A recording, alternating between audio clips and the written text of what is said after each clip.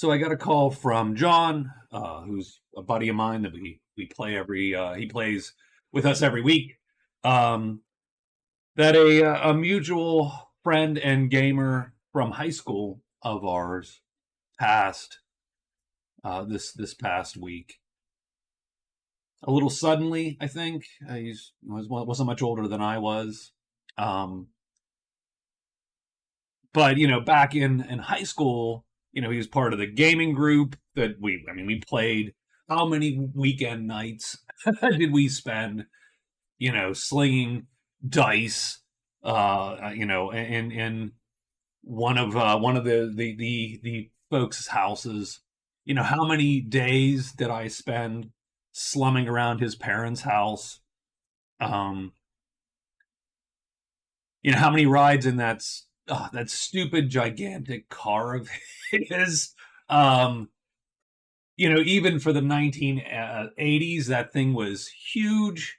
It was just like a gigantic brownish rectangle slab of metal on wheels. and and we would take that, and he would drive out to the either the game store out in Boardman, or we would drive a little further to the mall because they had an arcade there, of course. And or down after gaming to late night at Eaton Park, getting a bowl of chili and coffee or a tin roof sundae, and just talking about gaming, till 2 or 3 in the morning because we just couldn't sort of wash that excitement out of our minds, from the game we had just had. Yeah, like I said, his car was a boat, and my street was narrow, so he would sort of plow down it as fast as he could. Probably not the safest or smartest thing to do, but and call it his Viper launch pad, right? Because my street was narrow, cars on either side, and he would just go down, and it was sort of like a Viper launch pad. Um,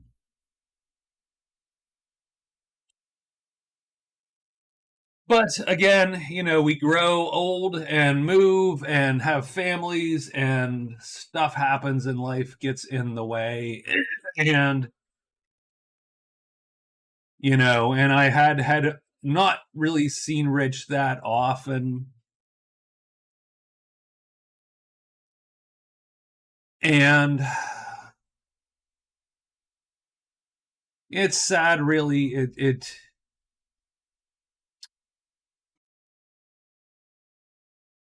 It upsets me a little bit to think that I've probably lived an hour away or less from him for 20 years and maybe seen him a handful of times. And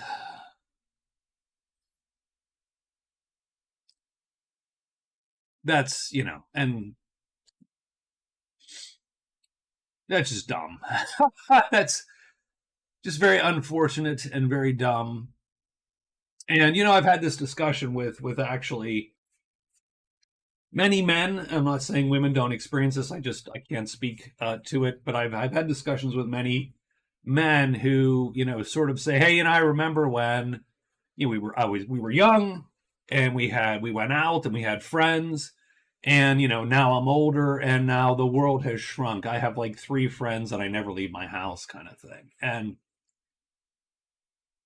and this just makes me wonder how much of that is circumstance and how much we make excuses for ourselves and how much of it is lazy and dumb and sort of foolish of us.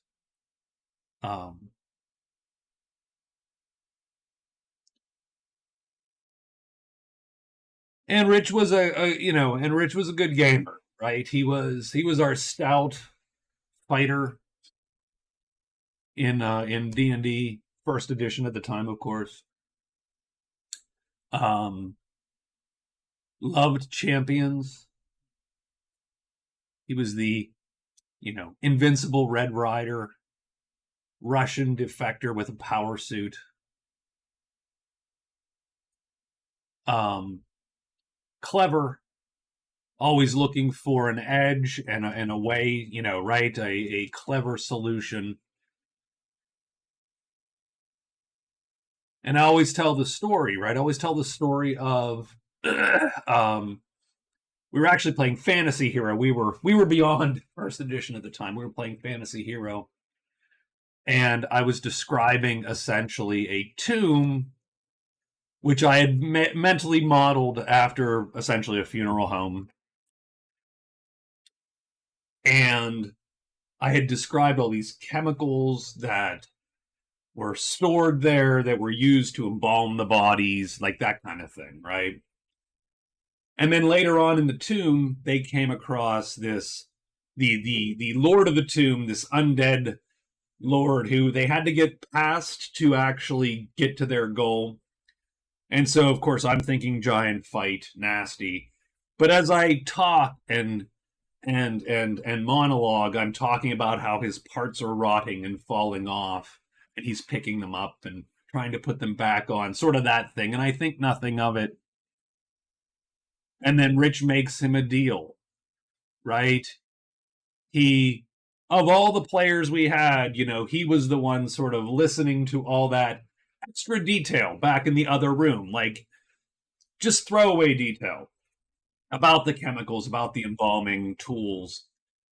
And he's the one sort of picking up on the detail of the bits falling off, right? And so he makes a deal with the undead king and tells him, look, I can fix that problem for you, but you got to let us pass. And so he brings the embalming fluid and the tools to the king, and the king lets him pass. And my dreams of a big fight died there, but I learned sort of a valuable lesson as a GM at that juncture, which was that detail can matter, that you should, even if you're just making up extra detail on the fly, right? Even if you're, you throw it out there, throw some extra bits out there, and let your players pick up on it and let them utilize it, to be clever, right? Totally memorable. The fight I wouldn't have remembered. 2040. Well, oh, 35. We'll just say 35 and just call it even. We don't do math on video. But right, I wouldn't have remembered a fight. No one would remembered that fight, but I remember that clever solution because I thought it was all throwaway text. I was making it up on the fly, and I didn't think anyone really gave a crap, but I was wrong, and he did, and I will always remember that.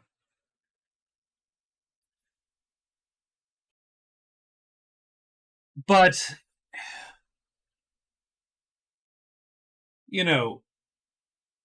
did the world really need good gamers? No, but he was also a smart, clever, kind guy, and I do think the world could use a little bit more smart and a little bit more kind nowadays. And so, in that respect, with his passing, I would say that we are less. Um,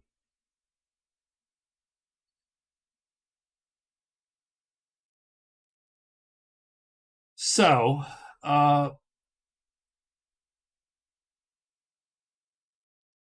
okay, so to the living, I think I would say,